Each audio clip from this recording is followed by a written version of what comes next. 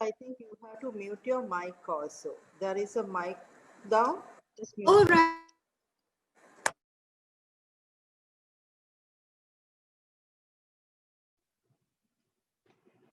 And we'll have to knock off our phones and all that. Otherwise, those notifications. Ma'am, we're going to start now. All right, okay. A very good evening to you all streaming in. You are streaming into Better Why, organized by the Rotaract Club of Colombo East and YMCA Sri Lanka. Before we move on with today's proceedings, I'd like to recognize our sponsors before we go any further. First of all, our luxury lifestyle partner, Kelly Felder, our digital media partner, Daily Mirror Online and Lankadeepa Online, and of course, our live stream partner, Plexus Labs. Ladies and gentlemen, before we move on, I'd like to introduce to you what this initiative is, Better Why, a project organized by these two organizations I mentioned before, the Rotaract Club of Colombo East and YMCA Sri Lanka. What is this? It is a platform for youth to create positive discourse and understand controversial issues of today's day and age. Tonight, we'll be discussing women in business, which is one of the 13 subjects that will be put into discussion by this initiative. Before we move any further, I'd like to introduce to you the two organizations that are putting this up for you. The YMCA has a long history of working with the youth and in the field of youth development and has always found itself at the forefront of tangible change. In Sri Lanka, its history can be traced back to 1882, 138 years to date, and the National Council has provided leadership and societal change since 1962, a long history for YMCA Sri Lanka. Now, Rotaract Club of Colombo East, as one of the premier Rotaract clubs in the country, chartered in 1989, has built a reputation of finesse and articulated action as a youth-led social service and self-actualization platform for excellence. Both other organizations have a history of collaboration, and today we bring to you Women in Business, hosting the cream of female corporate in Sri Lanka to dissect the topic of gender equality in the workplace. Ladies and gentlemen, given the status quo we live in and the youth who assess this particular subject, there might be misconceptions, there might be different approaches to how you will comprehend this situation. But you see, we are going to discuss this with the intellectuals we have today to understand what exactly is the reality of the situation in Sri Lanka. Is it only progressive in Colombo? Is it different outside Colombo? How is the situation progressing towards the future? Are we looking for a positive outcome in the long run, or will it be harder for women in society and in business necessarily in the upcoming years? So without any further ado, discussing women in business with us today on Better Why, we have four distinguished speakers who I will now introduce to you. So first of all, panelist Kasturi Chelaraja Wilson, a brief introduction on her, a zealous yet inspiring personality who bears the title of being recognized as the first female group CEO of a public quoted conglomerate. She held the honor of being the managing director of Heymas Pharmaceuticals and Heymas Surgical and Diagnostic Private Limited, and currently progressing with her career as the group CEO of Heymas Holdings PLC. She prides herself by being the first female figure to be elected as the president of the SLCPI. She also serves as a distinguished committee member of the Ceylon Chamber of Commerce, National Agenda Committee of Logistics and Maritime. Being well known as one of the top 12 women change makers by the Parliament of Sri Lanka, she's a role model to the entire women's community of Sri Lanka. Kasturi, if you can turn your camera on. Hello, and welcome to Better Why. Introducing to you our next panelist, Kishani Alanki Pereira.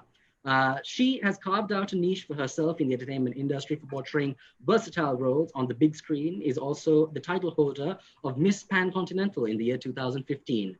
Obtaining her LLB degree from the University of London, she has been successful in establishing her entrepreneurial venture, Radha Saris.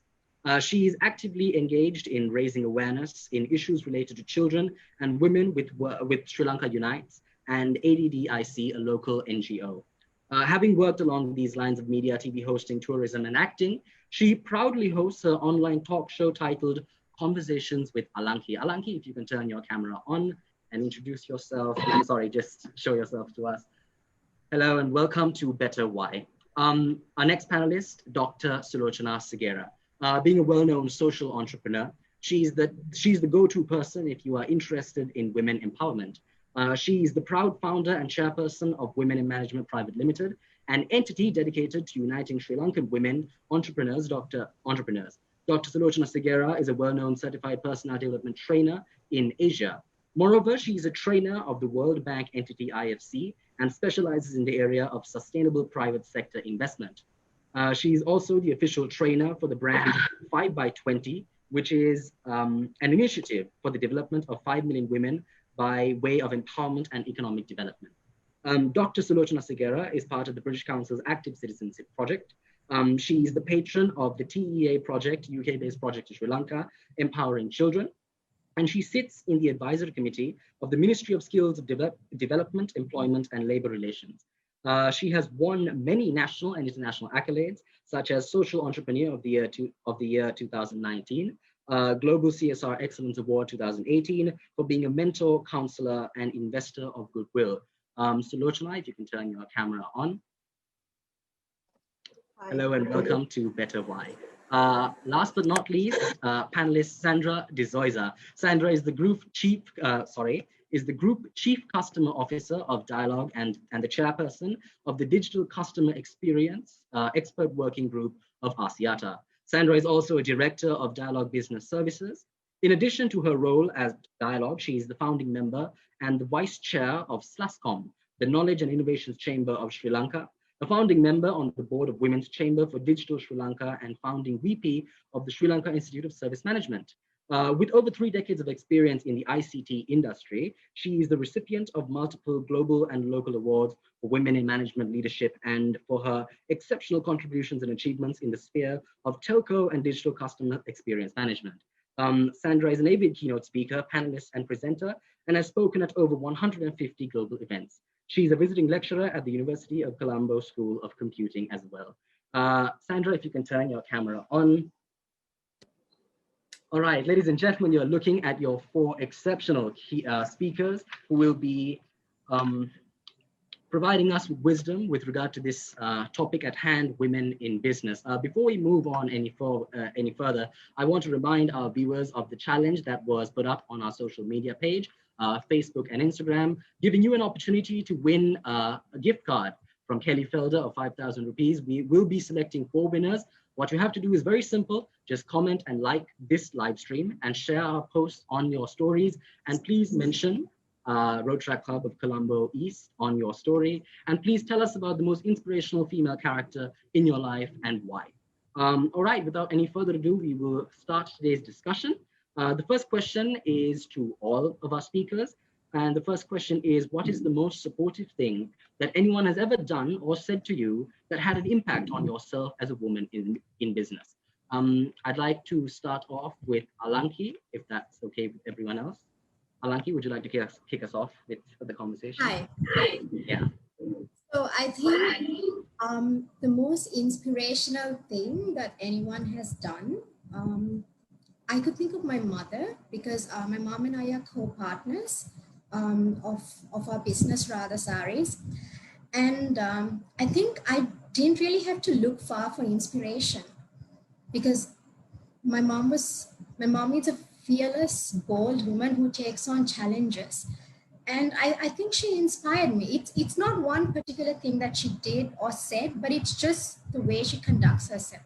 And I think it's very important that women have other women as inspirations, because I think it is very important that the woman can inspire another woman. And in my case, it was definitely my mom. She definitely takes on any challenge, and I didn't have to look far for inspiration. Thank you, Alanki. I'd like to next move on to Sandra. Would you give us your input on the question? So I can't really think of any one person, because along the way, I think so many people have done some stuff that's been really good for me and has given me opportunities. One such person, of course, would be my boss of like 20 years, who has given me so many opportunities along the 20 years to sort of try anything I want, do anything I want without fear. of failure, or even if I failed, it didn't matter. I could move on.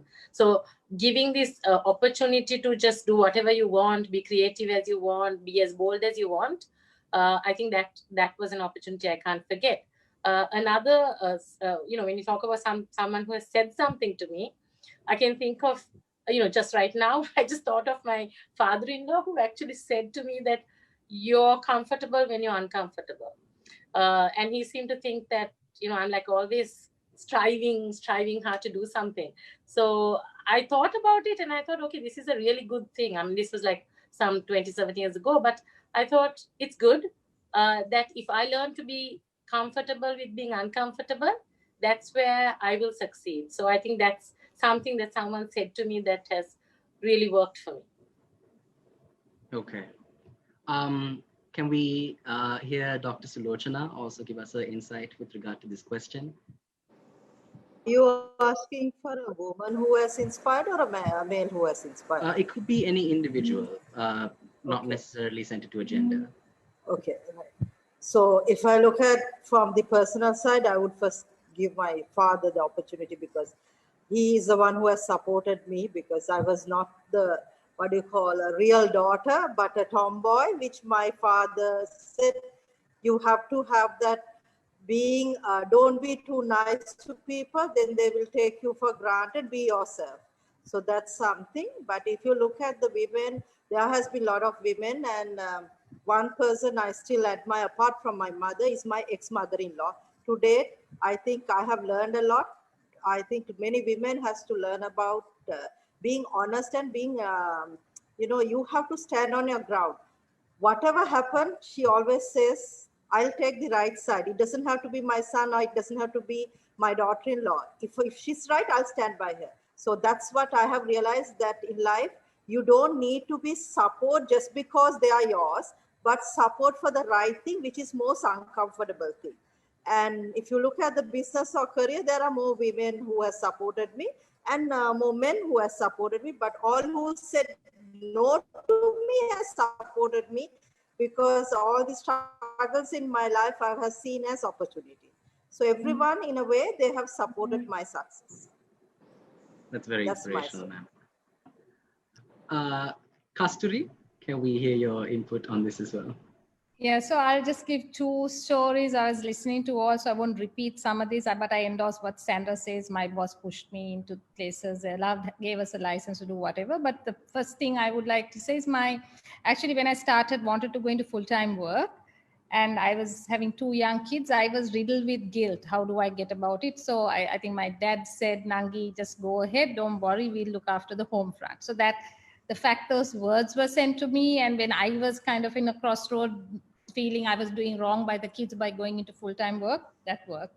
The second thing which is very impactful for me is when I started, I went to corporate and I was at Hemas. My first boss was my current boss's elder brother, Abbas. And they traditionally used to have these directors conferences where we go out of Colombo for 3 days. And the family joins on the second day. So the first day it's only the directors, family come, spouses and kids come on the second day. But there had been a mail sent out, Kasturi's kids join her on day one along with her. So that means with the team. I didn't know it had happened, but then when I heard this, it was like, this was within a 6 months of joining, and I felt, wow, so they have adjusted, they have accepted the fact my kids are priority. They have changed rules and made sure that others don't talk about it. And that made a huge difference in how I knew that I could operate in that environment. So that was my number two, second story. Wow. Okay. This next question is to Ms. Sulochana Segera. How did you get to where you are right now in your career and personal life? Okay. So first thing is, I don't see that I have gone anywhere. What I feel is that life, every stage of my life had an opportunity and a struggle and also success. So I don't feel like that I'm successful, but I think I'm going on a journey, not alone, but with few people whom I believe that they are the people who are going to change the world. And also it's not me. There are so many people depending on me. So that responsibility carries on with me. So how I have come here is because I couldn't give up on my children's dreams, and I wanted my children to have a role model. And that was the main reason, because even today I say my journey is because I wanted my kids to have a future and look at leadership in a different way. And the other one is for women who has no opportunities, who has no role models, who are not in Colombo but in rural, for them to look at me or to have someone to dream about. You know, many women whom I have met in my life, they have so much of talent, but they just need acceptance and respect, which I wanted to give them, so that they can be that next generation to build a role models for their children. I do not want women to be role models for all the people. Just be a role model for your children, then they are successors. So for me, coming to this level has been a very difficult journey, but a very happy journey also. All the struggles which I met was opportunities, as I said before. And also, I was a career woman, right? So when I gave up my job, I still remember my managing director called and said, why are you giving the resignation without a job? But I had that, how to say, being a single mother at 27 years, having two kids in a reputed Columbus schools without having a single saving, I had a gut feeling that I can go ahead. So my family all said, you're mad. You don't know business. And our family didn't know anyone who's doing business, right? But I just left the job and I stayed 1 month home without a job. And I at that time, I realized that I can do anything, because my children need to be fed. And I need to go out and look for money, not for myself, for my children. So when I started my business as a headhunting company for senior management, I realized that women positions are not being hired for senior management. That's when I did my research.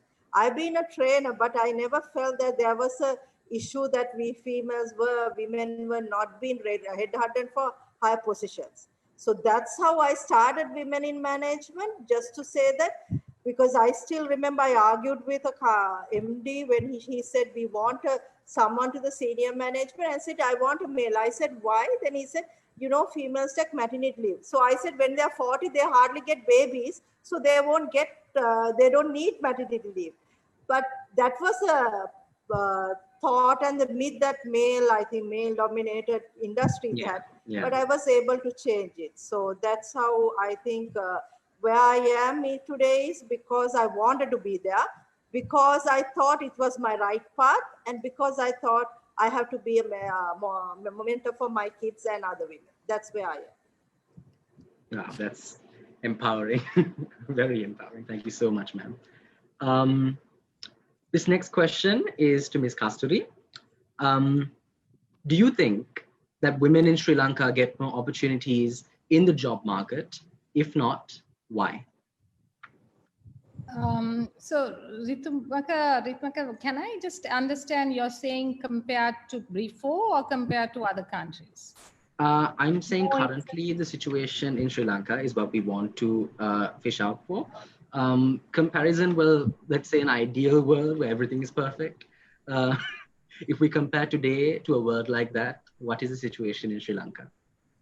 Okay, so I believe the ideal world is what you make of it, and how you take all the ingredients and make it.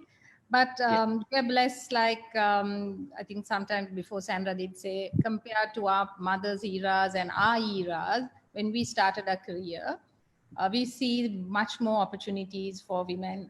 That's in different contexts. One is you see more women aspiring to come into work, wanting careers while wanting their personal aspirations of being a mom or a wife or whatever. You have made different entries. Now the traditional barriers have been broken. I think 10 years ago when I went into logistics and transportation, we didn't have many women. Today, 10 years fast forward, we have loads of women in that and holding leading positions. So we've seen it is all three aspects have been covered. We've seen improvement and it is moving in the right direction. the aspect of the corporates accepting and giving, not stereotypically labeling roles for men or women. Most corporates, I'm just talking in general, there are the minority who still haven't evolved, but look, the thing is they'll be forced to evolve because you've seen the leading companies evolving thinking.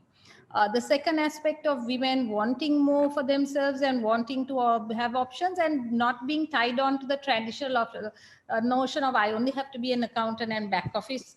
I only have to be lawyer, so that's easy. I only want to get into a government job because it's this, or I only have to get into a teacher's job because it's this. So these options have been broken. I see really creative women out there. In fact, I was at Dialogue on one of their Toastmaster things, and I saw a young girl who was inducted. She was a musician, she was an engineer, and she was an accountant and doing sales, all of 25 or 20. I was thinking, wow, how can, she has broken all boundaries. She has just not stereotypically thought of one thing. So that is there. The third aspect is that we've got women who want both careers and motherhood, and they are entering into corporate world. Previously they chose not to, they're willing to enter. But what we need to sort out is, I think we can do better and support, is influence the fact that culturally the homemaker can be a dual parenting role, or husbands and wives can actually do jointly. And I'm sure it comes from two aspects for me. I think the marriages would be healthier, and secondly, kids would actually benefit by having co-parenting happening. So that, I think, aspect has to be sorted out. And the second aspect is culturally, I think we can also do more by accepting women from the family's perspective, not from a corporate society's perspective. From family's perspective, accept and encourage the women to go out and find their passion, whichever it may be. The passion is not to really join the workforce and do some home business. So from all aspects, I think we have improved. Is this ideal situation? No, I yet feel that there's so much more we can do. But remember, culturally, every environment and layer has to change. I know for a fact how the boardroom had to adjust to accepting a female leader there. And it's not only us changing, it is them also changing. And it's not, and I don't blame them. It is not that they are doing it purposely. It's unconscious bias. Because historically, if you look 25 years ago, you would only see boardroom pictures of men in suits and black suits. Now you have cooler pictures, men in jeans, shirts, women, colorful things. So it's time. And with time, I must proud to say that Sri Lanka has really moved, and we are back with the government policy of encouraging women. So I guess we are on the correct track, and we should be blessed, because when I look back at India, there it's competitive. Women go head to head with men on equal. We don't actually go head to head. We kind of still have that trump card. I still have to become a homemaker. So we have this thing of, look, I will compete, but I won't compete in equal footing. I might get a benefit of working flexi and I'll still manage, kind of story. Oh, okay. All right, thank you. Thank you so much, Kasturi. This next question is to Ms. Sandra Desoyza. The question goes like this. A high proportion of the women population in Sri Lanka find their family commitments as a barrier to their career path. What are your opinions regarding this, and recommend some steps to sustain the work-life balance of women? Okay, so I think really I'm not the best person to answer this question. If I'm being very sincere, honest and truthful, I've had no work-life balance whatsoever. It's completely an imbalance, purely because of the fact that I don't want to say I'm a workaholic. I just enjoy work. I love work. Yeah. Back 10 years ago or 20 years ago, when there was a holiday or a Saturday and Sunday, I used to be really upset, saying, oh, damn, it's a holiday. Of course, it's not like that now. Right now, times have changed, and I kind of look forward to a holiday, except that nothing much actually changes, because you're at home anyway, you're working from home, and you really don't know Saturdays from holidays to other days, right? But what it is that I have been lucky in my life to be able to focus on my passion and build a career purely and simply because I had family support. I had a husband who did not have a problem about it. I still have my husband who's really, really very supportive, whole day stuck in a room in front of a, like a Zoom call or a Microsoft call, and he has nothing to say, and he's very supportive. But even as I had my daughter, right from day one, I had a mother-in-law who was wonderful. She liked to be the queen of the home. I wanted to go to work, so I let her be the queen of the home. So we had a great relationship like that because she looked after my daughter and she just managed everything. So I felt like I outsourced home management and running to my mother-in-law. She was happy. I had a better relationship with her.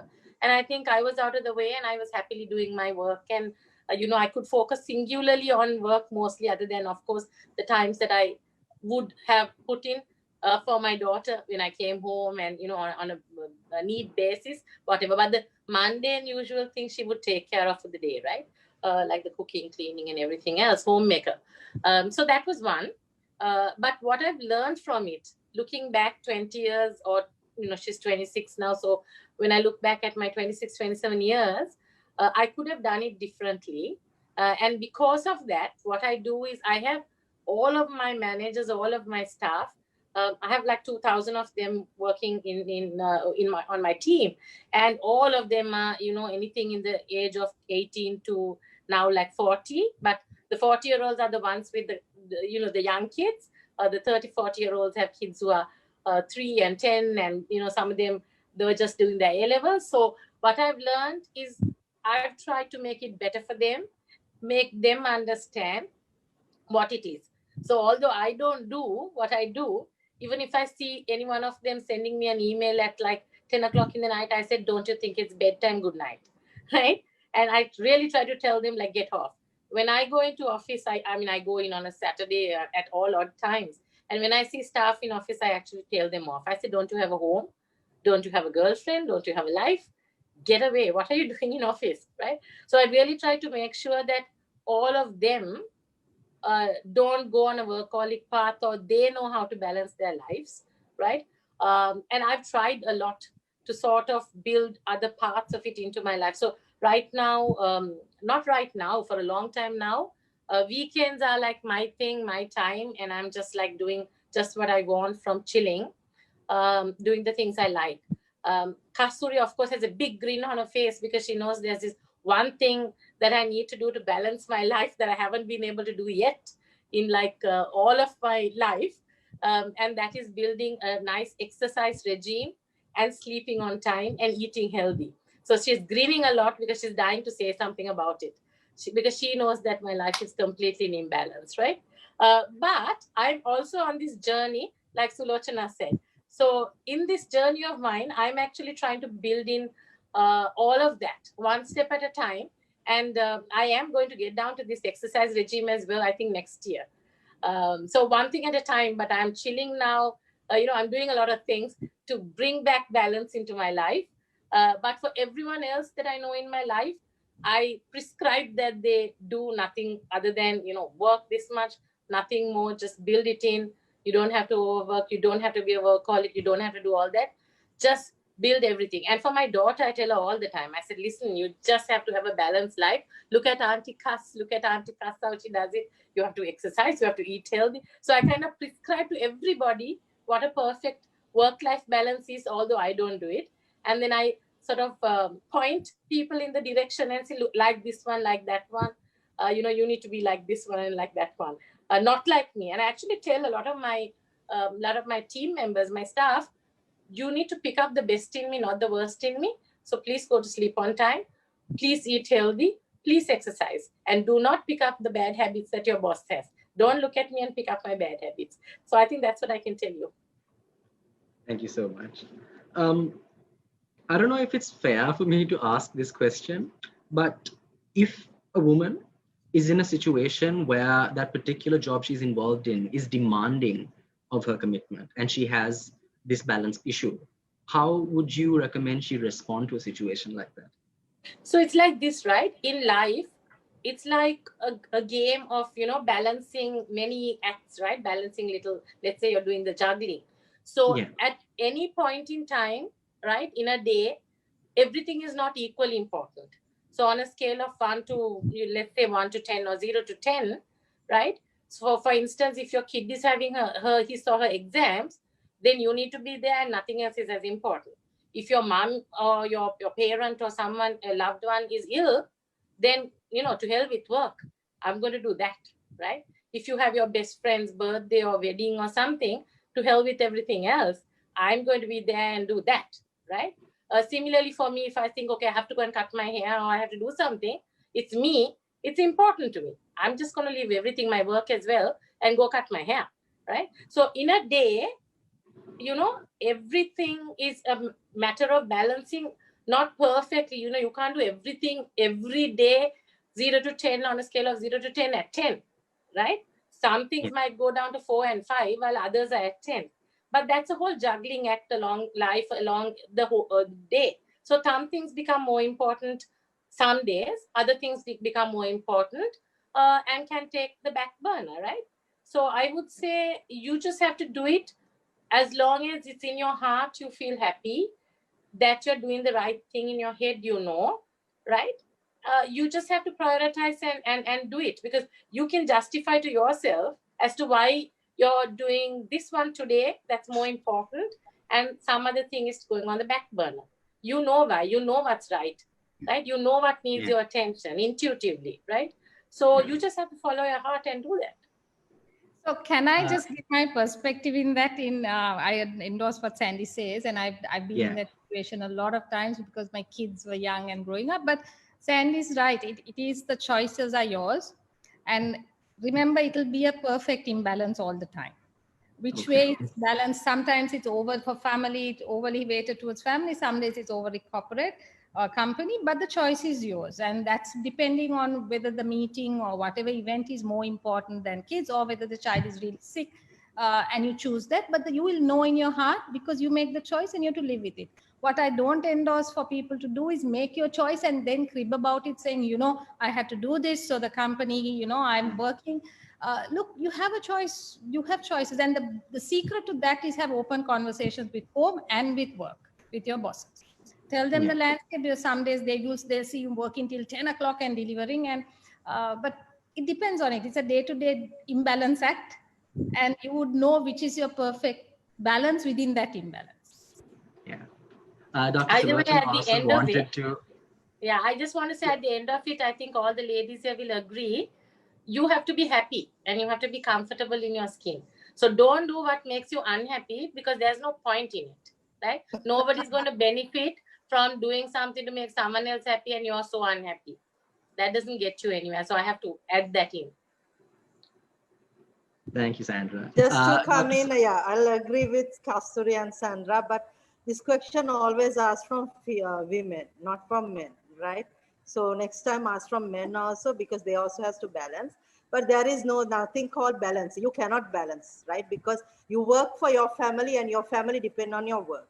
As Kas said, you have a choice, but ensure your choice is which, as Sandra said, you're being happy. But for my example, because now our children are grown up, so people will say, we don't understand when you have small kids. So for this thing, I would say like this: I have lived with my kids, I have worked with my kids, still I go with my kids. If wherever I go for a function, you see my kids are my passengers, because I have no one to keep them, right? I have a daughter. So you have to make your choice whether your journey is with your children, with your family. So be happy and make a choice, but you cannot balance it. While you're working, you cannot say, I'm going to forget about my family and only concentrate on work. When you're at home, you cannot forget about your business and work. And please note, this is not only for women. Men also should know how to learn, because men also have a family and like women, and they also have children. Thank you so much. This next question is to Alanki. The question goes like this. Have you ever had moments where the decision you made were biased and not taken seriously just because of your gender? What did you do in those moments, if such moments exist? Not really many times in my life, because since I do my own thing and I do my own business, I've always had to make my own decisions and I've not really had to have approval from anyone else. But I do know that when it comes to like many women, men do really discriminate. Women are being discriminated, and usually they're looked down upon. And I think something that I really need to mention is, if you take politics, for example, I know we're talking about business today, but it's important that we also understand that if you take politics, you have these parliamentarians, and these parliamentarians are lawmakers, and lawmakers do define our future. And over 50% of the public consists of women, but we only see like a few women being represented in parliament. And I also think that this is because there's a lot of discrimination. I've spoken to a lot of women in politics, and something they always say is it's really hard for a woman to make it in politics. So I think it's important that, you know, men don't discriminate women. That you have to look at women as your equal. And it's not saying that women are better than men or anything like that, but it's just saying, you know, like, as a woman you should have the right to take your own decisions. And as men, I think men should know to respect a woman's decision. So I do believe that many women are being discriminated against, and simply because they're a woman, because most men feel that women belong in the house. They should be homemakers, they should look after their kids. Yes, that's true. But at the same time, it is possible for a woman to have a career and to be a mother. I know I'm not a mother, I'm not married, I do not have the experience to talk about it, but I do believe that it is possible for women to pursue a career, pursue their dreams, regardless of being a mother or not. Thank you, Alanki. This next question is to Ms. Kasturi. Were there any gender-related roadblocks you faced in your career? And if so, how did you overcome them? Do you want me to repeat the question? No, I don't get it, but I was just thinking, so for me, being the personality I am, and I come from a sports background, and coupled with the fact that I'm a tomboy, I don't think I look at roadblocks seriously. Even if it's gender related, I would just think of pushing it through and handling it. So I mean, to that answer, no. And I was blessed to have a company like Hemas, which it was very inclusive, secular, gender was encouraged to succeed. And I guess they were overly sensitive that women had another responsibility. So, I mean, even now, we allow women to actually work from home, flexi hours, but we encourage them to stay in the system. And I mean, our index of senior management is about 25% now in the senior management of women. Having said that, I do understand, look, the other side of it, how do the men see us, right? Most of the male leaders and seniors, if they, at home, the woman's role is not, it is that they see the woman a different way. They are not used to few, I'm again talking in general, are used to having the equality conversation. So they treat the woman as a wife, and traditionally men are taught in Sri Lanka, you have to treat a wife this way. So for them, it's very tough to handle the equality side of it on a corporate front. So I notice that a lot, because I keep saying that once I come to the senior position, I get this feedback from people saying Kasturi she's a very tough lady, very straight, but very tough. And I'm thinking of it the other way. I'm thinking, what if a man walked in and has the same personality as me, as in straight, and doesn't spend too much of time talking politics and talking all the frills and kind of soft peddling issues? What would they have said about that man? They would have said the man is a very straight businessman. The tough part wouldn't have come in. That's because they are not used to seeing a woman in that role. So I'm very mindful of that. So it takes time. How I've handled it is I've taken time for them to understand consistently where I come from. So they know that I'm not coming from any hidden agenda. I just need this done. And especially when I work with government or senior partners of our business partners, they need to understand this is my intention. This is where I come from. And once they get to know you and get to know that you don't mean any disrespect by being straight and forthright and what they perceive as tough, you kind of, you own your space. Like Sandra said, you own your skin and you're comfortable in it. But the thing is, you have to make sure others are comfortable. And I'll tell you honestly, it takes a while for the others to get comfortable. And it's an unconscious thing, right? Because you just think back, how many of their wives work? No, most of them would be at home waiting to make, I mean, the senior CEOs and government officials, their senior heads, where do they work? The partners, ideally, their wives would be at home mostly. 90%, right? And for them, they're not used to it. So it's a lot of awareness about people around and not getting angry about it. I do my part in adjusting to that. But the inflection is making sure you hold true to what yourself is and you understand that you're not compromising yourself. And I'm not changing my style too much. I might take it slow and so that I don't really just shock them the first time I have a conversation and I want something done. But yeah, I guess that I find as not a roadblock. I find that it is an adjustment for people around me.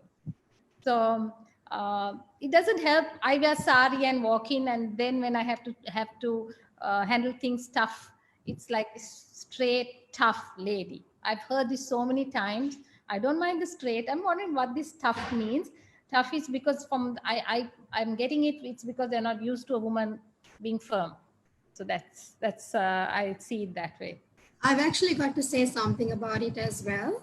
I actually agree with Kasturi because something I've been told is that I'm quite tough simply because I'm straightforward. And I think this is something that men don't like to accept because they always feel that women should be a certain way. Where they accept whatever the man says. And sometimes it's tough for men when you take the decisions and you run your own business and you do your own thing. It's not something they're used to. And I also feel that if you are a woman who leads, especially if you're a woman and you have many men who work under you, I think sometimes men feel intimidated and they don't want to be led by a woman.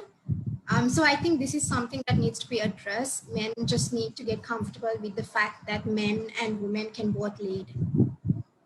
Yeah.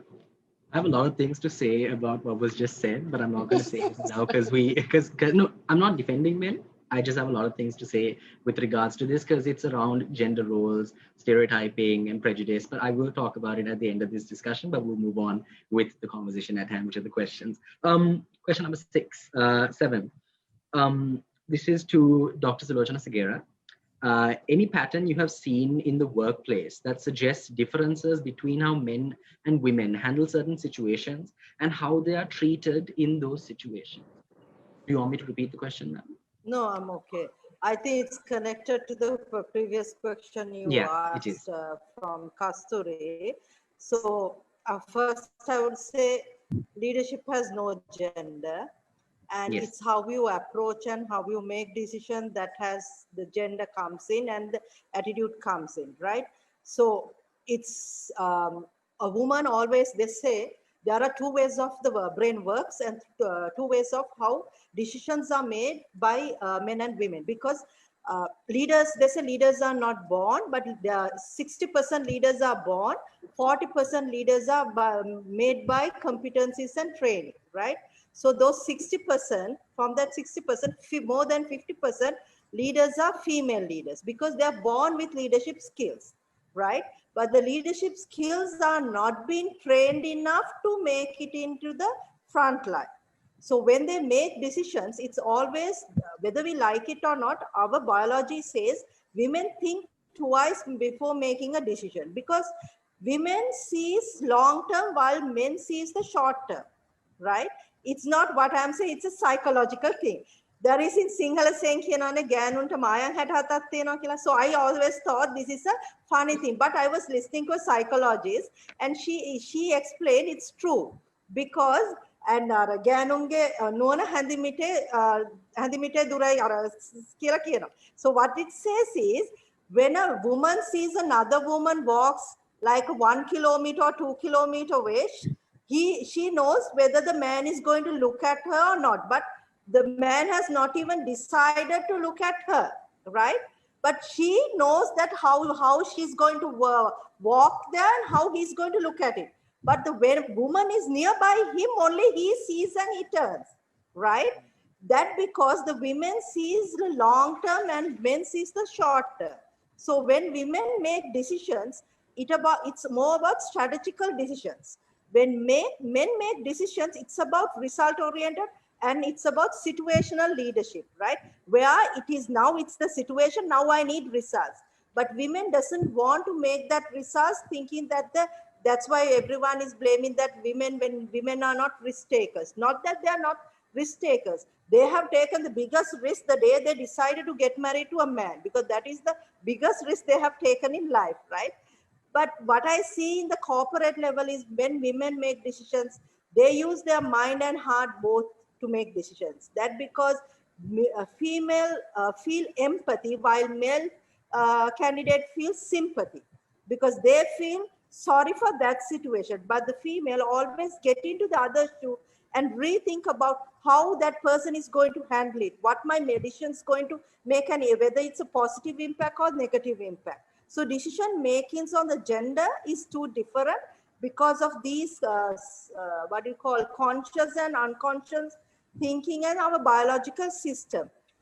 But if you ask me whether men has issues with women being working with, or women has issues with men working with, and there are a lot of disputes, I would say this: our culture has not taught us how to look at the other woman as your companion. Because we all, when a conference or when a panel discussion comes, men speak about women, about their mother, about their wife, about their daughter. They hardly speak about the colleague who's working with, because it's an uncomfortable zone. Our culture has not trained them or given opportunities for male and females to work together. This comes from our childhood, because they are boys' school, girls' school. So if a boy and a girl get friendly, it has to be a love affair. It cannot be a friendship, or it can be a partnership. So that has come up to this corporate level. But that's our age. But in your age, the new generation, it's no more there. It's about getting the results, deliveries. So I don't think what we are facing now is going to be faced by y'all, because y'all have come out of this gender thing where y'all are looking at what's the result, what the deliveries. But the decision making always be how the women and women make. It's a two different, but end of the day, we have to look at what's it's the deliveries and the results. So that's how I feel. Thank you, Sulochana. This next question is to Ms. Sandra Desoyza and Ms. Sulochana again. The question goes like this: as a woman who is thriving in your career, how do you manage your work life and your personal life, especially during the pandemic, where all the family members are at home quarantined together? Can we start off with Sandra? Yeah, so well, sadly, I don't have to talk about a whole pandemic situation of everyone's being quarantined together and all that stuff, because I have one beautiful daughter, one very lovely, special daughter. And sadly for me, I can't see her right now in person because she lives in Australia. So other than the time I spend, like talking to her on messaging and stuff like that, it's just me and my husband at home. And as I told you, my husband is super, super supportive. So if I'm working 12 hours, he's just not going to disturb me in the 12 hours, right?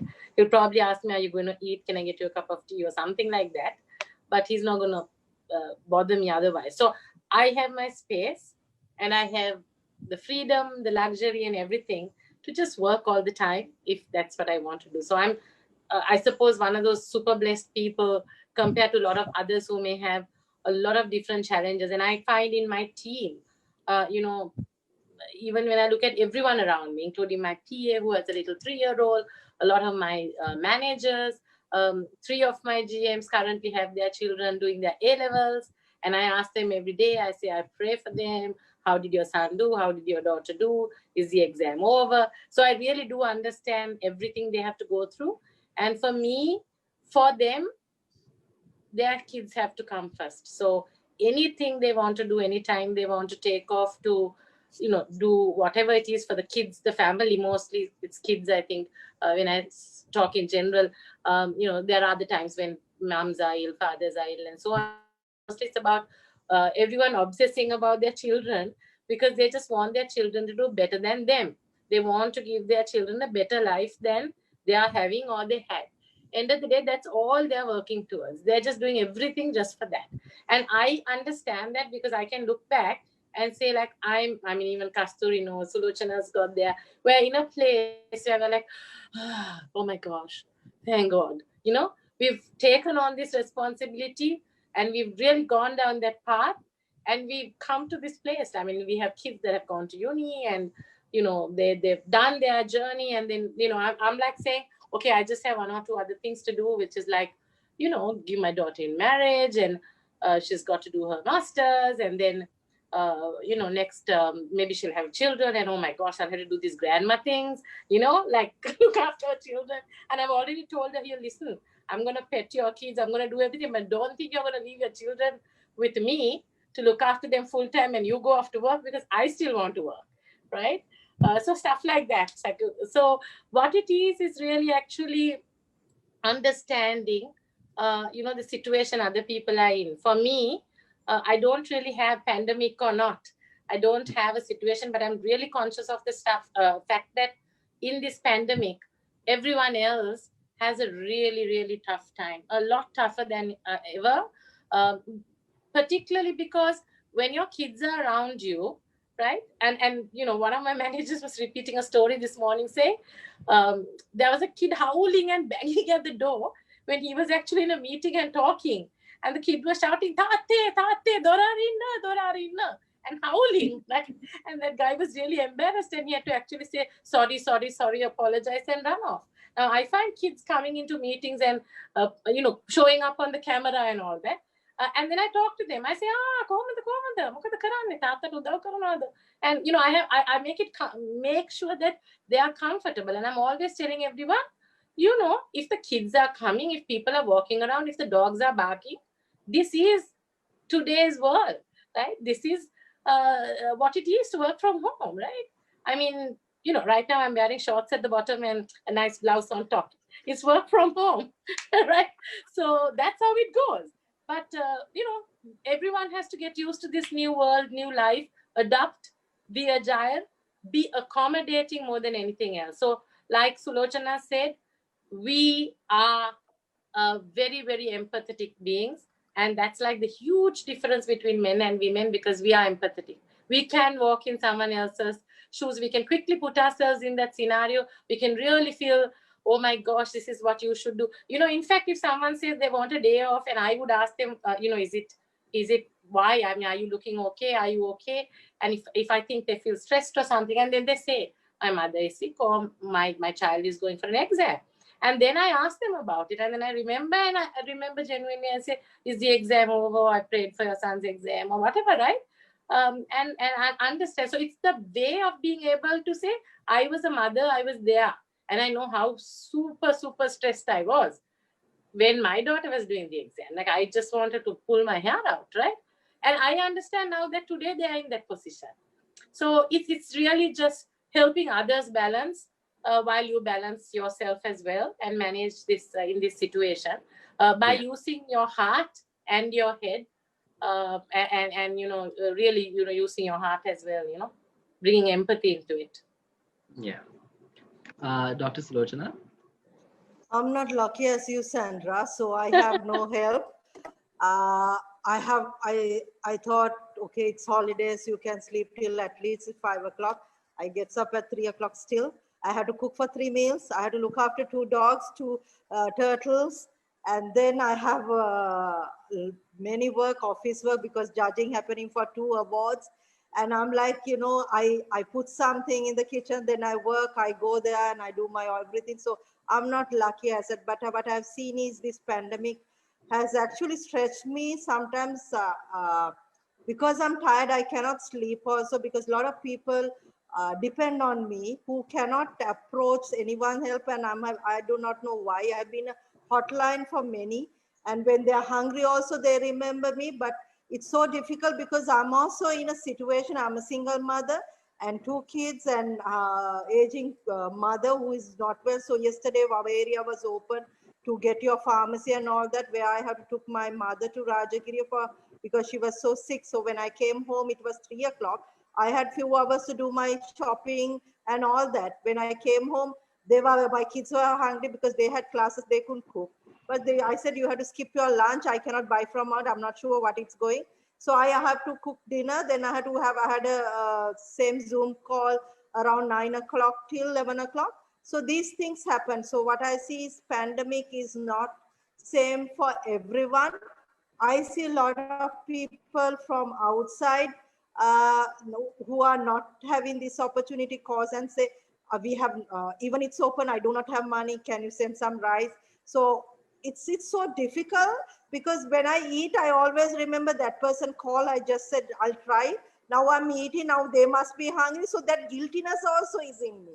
So it's like not your own problem. You get into others' problem also. So I think now I'm aging. I should know where to draw my line, but that it's not happening. So I think I have not slept for 4 days because of these calls. But then again, we have, as women, we are more resilient and we have to look at things, opportunities and all that. So what I'd say is for all the young women who are struggling, this is not going to be too long.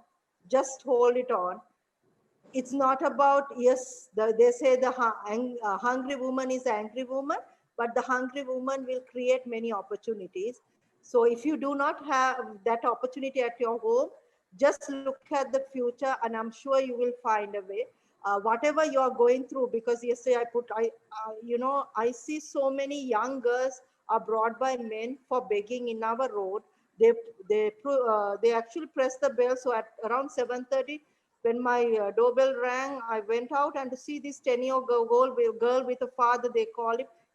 You definitely can see he's a drug addict, but no one speaks because they were scared. So I have to ask, why are you bringing your daughter for begging and all that? Then my kids were shouting at me, say, what the hell? Why are you getting angry for their things? But then I feel it. I was wondering whether he's going to sell that girl to someone. So we also have to learn a way of coming out while helping others. So the pandemic has not been rosy for everyone, but I would say as women, have empathy. You don't need to feed everyone, but just a call to say hi, are you okay?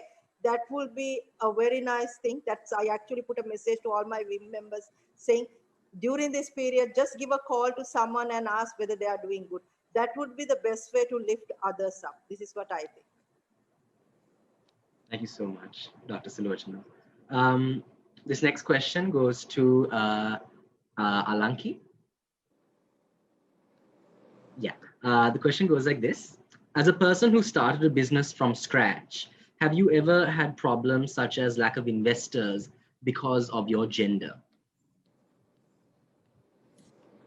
Honestly, I've not had to face that problem because I was able to invest in my own business.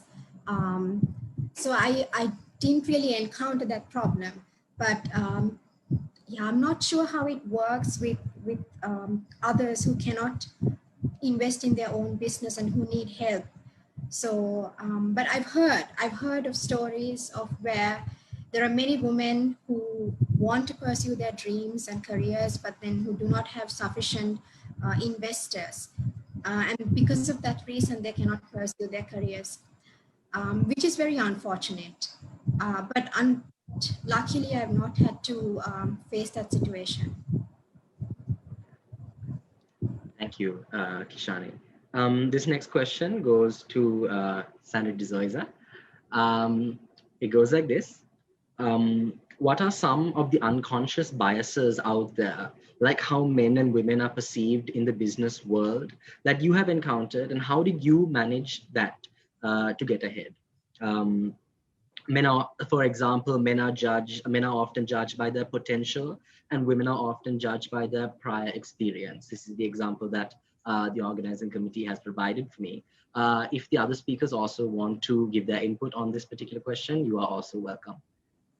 So I think there are many unconscious biases. One that I always think I've come across all my life, and I mean, I think that continues to be the case even today. But one that I remember, two that I remember, in my first job, I was taken for a certain role, and then I was in my very, very early 20s, about 22, I think. And then I was told, I was actually moved to a different job because there was a consultant who joined soon after I had been recruited. And he was sort of, I think, telling them, if they can to, like, since it's very earlier on in the day, to get rid of me or something. But otherwise, it was about saying, okay, move her to do some, female kind of job, like back office, because she couldn't handle this. And it was so ironic looking back now, because I'm still in the same business 30 something years later. And his thing was, he said, oh, this is a very mobile phone technology, and it's about technology, and it's not something for young females. Females don't get taken seriously. She's too young. And, she has to deal with men in boardrooms and directors and CEOs, and she can't handle that, right? And women can't have the technology conversation. So that was my very first job at 22. I was heartbroken. But I stayed on. And I, battled that out. Then in my second job, I moved. I had just got married also, and then had my daughter. And I was, during the entire pregnancy, I was really worried. So I actually, because my, boss was not so pleased about it. So as a result, I had to actually work the entire 9 months. I mean, it wasn't hard for me anyway. I didn't need to take time off. I just drove myself to hospital as well to have my baby, so it doesn't matter. But the thing is, I was so worried because he told me while I was on maternity leave, he told me, well, if you're going to stay 3 months at home, then why would I need you again?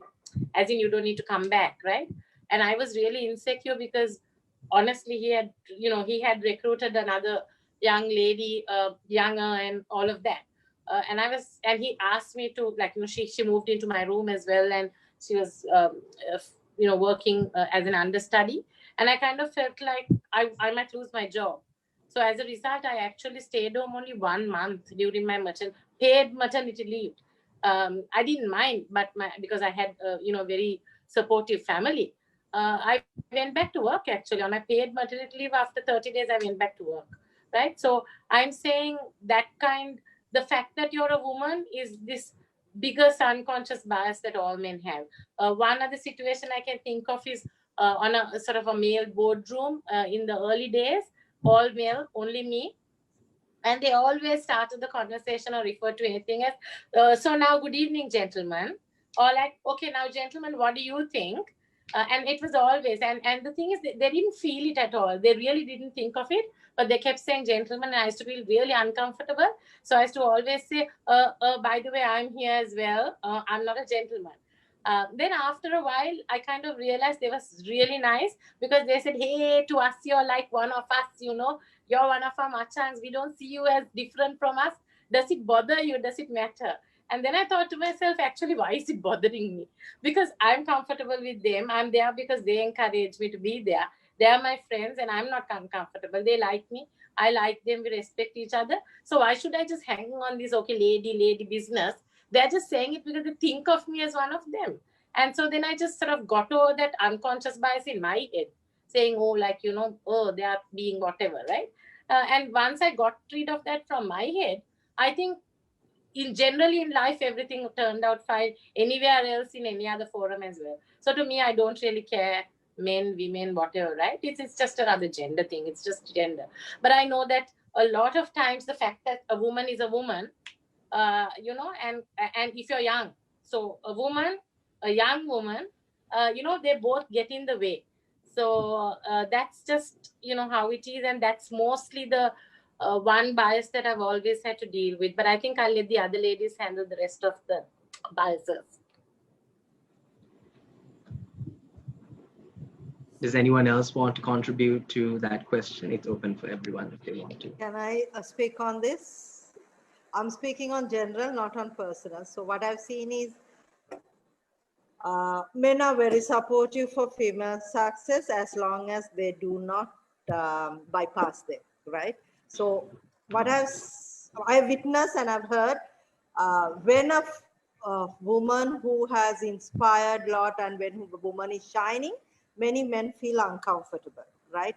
And the first thing they get bias is, oh, because she's a woman, because she's that person, she got it there. So that mindset is always there conscious, and they do not see a woman's success as a competency or as a result success. This is I have seen, and I have seen with matured men, not with young men, right? So I feel they are very uncomfortable to accept a woman also can be successful. I have witnessed it and I've seen it. If you come to my personal life in this thing, what I've seen is because I speak on women, they think, oh, because you're divorced, because you hate men. I love men. I don't hate men at all. The thing is, because I cannot be biased only for men, because I have a son and a daughter, I have to be equal. I'm just trying to ensure that everyone, whether you're a boy, whether you're a girl, whether you're a man or a woman, they all have to work together if we really want to be successful. So I have been always cornered in Sri Lanka, not in international, being cornered speaking about women. They look at you when the moment you speak about women, they look at you as an enemy. Also, you have an activist. I'm not an activist because I do not want to fight for things because we have things, right? I just want to get women to celebrate what they have already. You don't need to go fight for things because we have things. It's just that women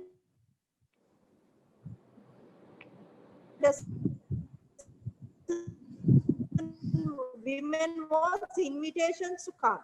Women don't demand. So that has been taken as granted by unconsciously by men, thinking that she's fighting for right. So that is something I have seen, and I'm again telling this is with our age, not with your age, not with Y generation, not with millennium. I have seen it has changed. So this is with our generation, which I've seen a lot. Thank you, Dr. Sulochana. Would anyone else also want to contribute to that particular question? Yes. I'll just add one unconscious bias that I have experienced, and because I don't want to repeat what others have said. So I remember one thing they say is, okay, I've been in projects and stuff and where you to work late, and they say, yeah, but that will be tough for you, Kasturi, because you can't work late. So I realized, and because I used to say, if I finish my work, I go early. So I used to say, why? No, because you have kids. I said, no, kids are there, but you make a choice. And sometimes when it's important, I will work late. So I remember this conversation when I was moving into shared services. They said it's a project and handling SAP. You will, can you do it? Because you'll have to work late. You won't be able to do it. I said, no, it's a bias you have. Or I just said, no, when the case arises and if the need arises, I would be the one working till 12 or 1. But as a norm, I don't do that. So that was unconscious. I've repeatedly felt it at the early part of my career. And that was done with the intention that they knew I was a mom. But that was a bias I have faced. Thank you, Kasturi. This next question is actually to you again, Ms. Kasturi. There are many women and men out there trying to have small businesses and startups. I'm sorry. That's not the question for you. My apologies. This is the question to Ms. Kasturi. What is one piece of practical advice you would give to someone starting their career in the professional job market, since our audience here is the youth? Practical advice is you have to have the right attitude from a job market perspective. As a recruiter, I think where I succeeded is I was naively bold. I was naively game for anything. I didn't have my thinking constrained on some job.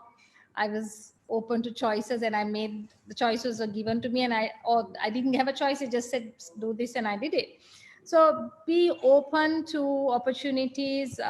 Look, you're young, you all have abilities to move agile across different options. Some of you all might not have the opportunity to have a qualification. Remember, that's not a barrier. Don't hold that as a complex, because you know you have different skills. Just lock in that first opportunity job and prove yourself. Be passionate about what you do. Each of us has a unique skill. That's like your USP. Learn what it is, because that, like Sandra said, look, I have strengths, don't pick up my weaknesses. Like that, in your how your competencies, you know what you're good at. I know what I'm good at, I know what I'm really not good at. So you need to figure it out and see what people values. For that, it's about self-awareness, listen to what people give feedback. But most of all, enjoy your journey, but learn to work with others, learn to ask the dumbest questions, don't feel shy, and take on any role. I mean, support others to succeed, and weirdly, all the opportunities will come. And I guess the social pressure here is that they want people to get a job earlier, and the peer pressure of, okay, I'm working here, this is my title. Don't worry about a title, just enter. I mean, one case in point is, if you look at Sandra today, she is CCO of the largest telco, and she's the most sought after digital consumer marketing person. Sandra, I'm doing a spiel for you. I know, I'll buy you dinner. What Not are you in doing Sri Lanka, tonight? globally, because I'm super proud of her. Take us, what are you doing tonight? I buy you dinner. But the reason is, when she started, she was in school with me, and she moved out of O-levels, and she was bold enough to, try a lot of things and figure out what she was good at. She was good at working with people, and she's moved in a career because she was passionate. She honed skills, she learned skills. So there will be different people with different situations. Don't let anything curtail you. Just figure out where you can move and be passionate about it. That's simple advice from me. Yeah. This next question, the one I actually read before by mistake, is for Dr. Sulochana and Ms. Kishani Alanki. The question goes like this. There are many women and men out there trying to have small businesses and startups. What advice would you give someone who is interested in starting their own business? A woman, particularly. Can we start with Ms. Kishani? So I think you have to discover your talent. You have to discover what you're passionate about. And also it's very important that whatever you do, whatever you choose to do with your life, that you're very bold and fearless. A lot of people say that confidence is very important, but if you are to be confident, you've got to be fearless. And that is something I've learned in my journey, is that if you want to do something, you've just got to let go of that fear. Because like fear is something I've realized that stops a lot of people from truly achieving their potential. So that's what I have to say. Just be bold and fearless. Thank you, Alanki. Can we also listen to Dr. Sulochana? If you want to be an entrepreneur or a startup, first thing is ready to fail, right? Have your own idea, don't copy it at all. And if you don't have investment, don't worry about it. Your investment is your customer. You don't take loans when you are starting. Take a loan after you start it. Right? So have an original idea, execute it, but do not look for profit, but look to get it to a success. Profit will follow you. And don't be someone who is actually carrying on someone's idea. Have your own idea, have your own brand, and then strive it for success. This is what I believe for startups and entrepreneurs. Can I actually say something? I truly agree with Dr. Sulochana. I believe that if you are to succeed, if you are to be unique and different, and if you want to stand out, you've got to do your own thing. Do not copy, because you can't go long when you copy someone or someone's idea. So it's very important that you are being original and being true to yourself. Thank you, speakers. This is the Can last. I just be controversial here? But I'm saying Samsung copies Apple and they do it very well. But I don't know if correct me if I'm wrong, but I think Apple has more sales, right? And that's what I'm saying. I'm joking. Joking or not in the truest form, but you can take somebody might have a fabulous idea and they could actually move it slowly versus somebody who's takes his idea, can pivot it a bit more and make a bigger thing out of it, do it faster. I mean, that's Copying is, you have to copy. You cannot say it's original. You have to copy, but copy it in a style that it belongs to you. yeah, and make your own secret sauce out of it. Yes. Okay. Okay. We've come down to the last question of the evening. This is open to everyone, and I can't wait to hear what you have to say to this particular question, because I think it's the most important question on the list today. What advice will you leave with ambitious young girls hoping to make their mark in the world or in Sri Lanka today? Can we start off with Sandra Desoyza? I think what I can say is that, you just have to, the world is your oyster. In this day and age, given the fact that you are working with technology and you all are, obviously natives to, technology. And given that, it helps to bridge a lot of the knowledge or any other opportunities that are open, because uh, this whole, where we work and in the age where we grew up, we didn't have the kind of opportunities that young girls and boys have these days, given the fact that the world is open to you, right? You can do business right from your home, pick up a device, try something. You can learn new skills. You can do all that with the kind of technology. So technology is the greatest equalizer in the world.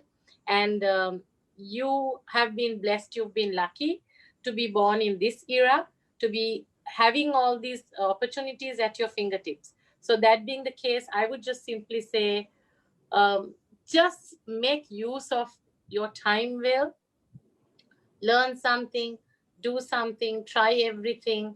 Don't be afraid to take risks, and take your journey, enjoy it, but don't be lazy.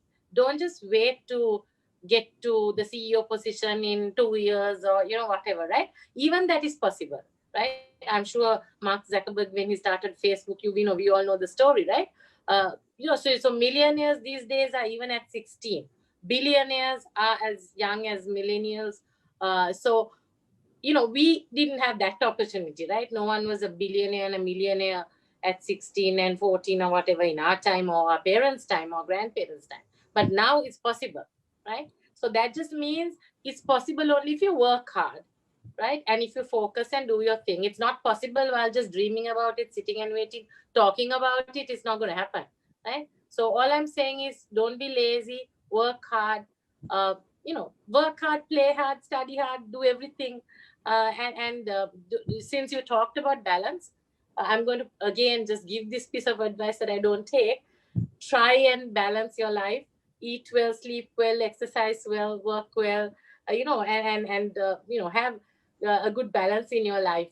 I'm still trying. It's a journey. So all of you should try and get to those milestones much faster than I ever did, because I think that's progress, right? Making progress, copying other people, learning from other people, and making faster progress is the way to go. Thank you, Sandra. Can we hear from Kasturi next? Yeah, so people with ambition, I think half the battle is won. You all have ambition. Look, I never had ambition on a career. So imagine I was a floater who ended up being lucky in a lot of ways. But having ambition is half the battle. Uh, there's life, more to life than the only career. So remember, understand, it's a journey. You're in your beginning of your journey of life. And the fact that you have accepted the fact that you want a mental fulfillment and a career fulfillment, that's one part of your bucket. Like Sandra says, you have other parts of it. You have your personal life, you have your spiritual side of it. Make sure you give attention to all of these. One dimensional focus wouldn't be okay. But most of all, life is short. You don't know when you can't plan like for 5 years. I would be having one mantra: be happy with what you're doing today. Tomorrow is another day. And what does happiness mean? I had to be best at whatever I did. If I was doing whatever job, I needed to walk home in the evening thinking, I've done damn well in this job. So whichever you do, no job is small or big for you. When you go home, you should be fulfilled in some ways. There'll be tough times, make decisions, and then you need to work to live with it. And have your spiritual side, because like Sandra said, at these points are the times you can look out and see how blessed you are. When you look out and see that there are people struggling to just have 3 meals a day in this current situation, how can you kind of the best way you feel your heart is full is when you help another person. So look, you're the next generation. Remember, there is a duty not only on your career and fulfilling your career aspirations and your monetary aspirations and life you want. There is a personal life of yours, and there is a spiritual side, and there is a community part. You all have to play a part in bringing our community up and together and supporting. So that's about it. But you all have the ambition, so you all are ahead of the race now. Thank you, Ms. Kasturi. I'd like to hear from Dr. Sulochana next on the question that was mentioned before. Okay, I think Kasturi and Sandra gave the most feedback, but I would say our eyes are given to look forward. So look forward. Once in a while, look backward, what has gone through. But then again, learn to say yes and learn to say no. Don't ever lose your values. Don't get married to success, because success is not just a one-time thing. Fall in love. Don't get scared to get married. If you want to get married, get married. If you want to have kids, have kids. But remember, as Kasturi said, you get only one life and life is short. In our ages, we didn't have role models to look up for. Now we all have Kasturi, Sandra, everyone to look up for. So you have people whom you can really look up and say, okay, she worked and she succeeded. She had a family and she didn't have a family.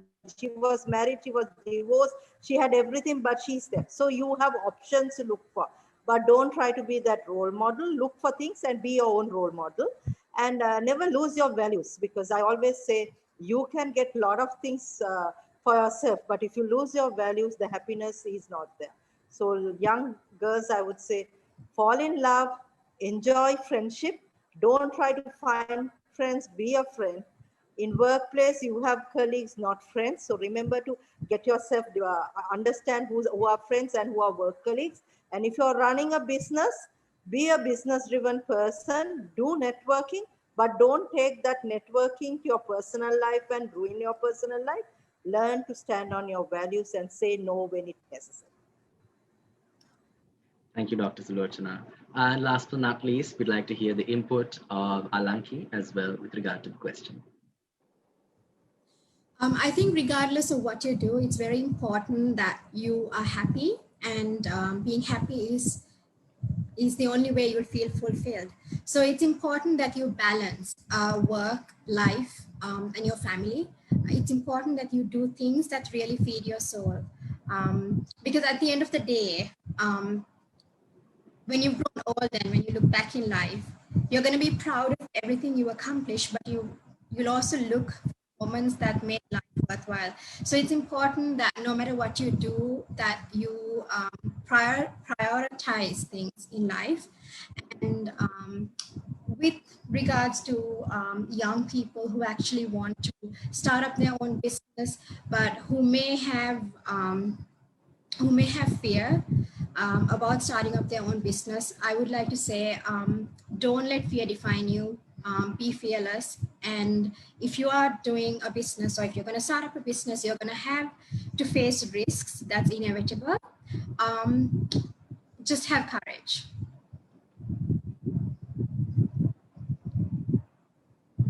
Thank you, Alanki. That concludes the questions for this evening. Thank you so much to all the speakers who were able to take time out of their lives to be with us here. It helped us a lot, gave us a lot of perspective. There's a lot of things I would like to say to discuss, but we don't have time for that, so I'm just going to keep that to myself. However, I just want to remind the viewers that we had a competition and the 4 winners have been given to me and I will read them out. But before that, I'd like to recognize our sponsors once more for the contributions that they have rendered towards this project, Better Why. Once again, our luxury lifestyle partner, Kelly Felder, our digital media partner, Daily Mirror Online and Lankadeepa Online, and last but not least, our live stream partner, Flexus Labs. Ladies and gentlemen, revealing to you the winners of our online competition. All right. According to Facebook, the winners who've been picked off Facebook, Yuani Opata and Geethi Fernando, you are the winners of the gift vouchers for Kelly Felder. And from Instagram, Uvini Ranavira and Prasansa Gunavardhana are the winners for the gift vouchers. They will be receiving a 5,000 rupee gift voucher to Kelly Felder. Congratulations on your victory. And thank you once again. I'd like to recognize our speakers once more, Dr. Sulochana Segera, Ms. Sandra Desoyza, Ms. Kasturi Shilaraja Wilson, and Kishani Alanki Pereira. Thank you so very much for taking time out of your lives. A lot of perspective, a lot of discourse. We've come to a lot of conclusions tonight, and I hope all the women who tuned in, I hope you got a lot out of this session. If I were to summarize everything, just to give you what I also took out of it as well. Society today is conditioned by 2 perspectives, which is man and woman. If you listen to what our speakers told you very carefully, they told you how even in the corporate world, we are constantly defined as a man and a woman. And in the progression towards the future, what we have to look forward to is dismantling that definition of what is a man and what is a woman, where we come to an equal ground of gender equality. And once we are gender neutral, that is the ideal society for Sri Lanka, where we have no workplace discrimination and the best condition for all people in society. I hope this event was empowering to all of you, because being a member of the youth, talking to so many women, I hear how passive you might be, and that's not your fault. It's not your fault, it's society. And I think it's inspirational figures who we've heard today, who are the individuals who will inspire you, us, and everyone in society to reach greater heights. Thank you so very much for being a part of these proceedings. And that concludes Better Why. Good night.